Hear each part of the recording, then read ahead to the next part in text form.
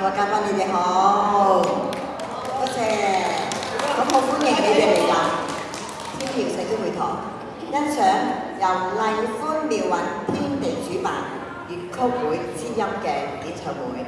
我哋今日先至陳驗放，好啦，咁咧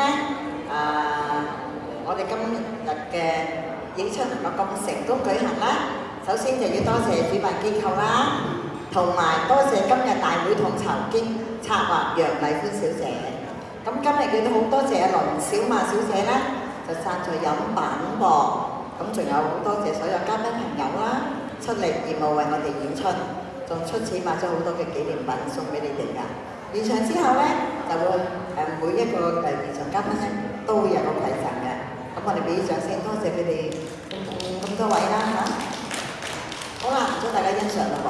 咁我哋揭開序幕，打開頭後第一支咧，就一支比較新啲嘅曲目，就係蝶影垂傘兩依依。咁就係講山東才子嘅趙汝秋嘅名妓謝素秋3載神監，幾經波折咧，以為家人已死喎，但係最終都能夠重逢到嘅。